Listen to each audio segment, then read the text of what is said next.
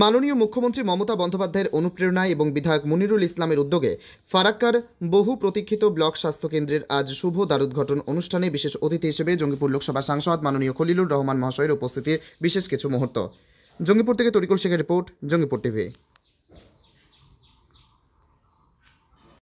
গর্ববোধ করছি যে ফারাক্কায় ব্লক হাসপাতাল আছে, যেটা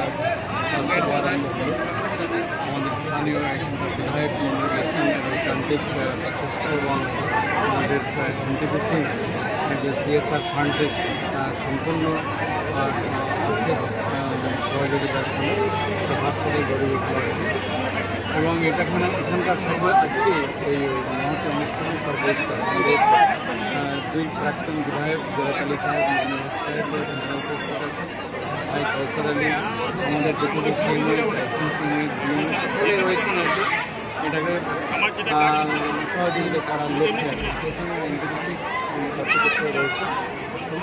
আগামী দিন এনটিপিসি আরও জানিয়েছেন যে ওনারা এদের ডেভেলপমেন্টের ক্ষেত্রে ওনারা আরও আর্থিক সহযোগিতা করবেন। আমি এই এলাকার ভোটার হিসেবে অর্থাৎ ফারাক্কা বিধানসভা আমারও কিছু দায়বদ্ধতা মনে করেছি।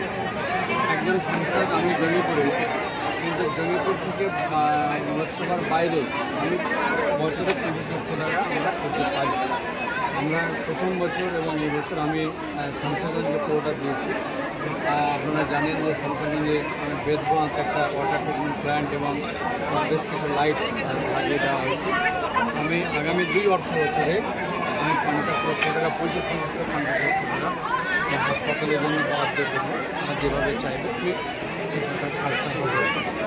কাজে এই হাসপাতালের আমি সর্বাঙ্গীন সাফল্য কামনা করছি। এলাকাবাসীকে বলবো আপনারা এই এলাকার যত্নশীল এবং সুচিন্তিত মানুষ, আপনারা এটাকে যেন ঠিক থাকে সেদিকে আপনারা যত্নশীল হবেন।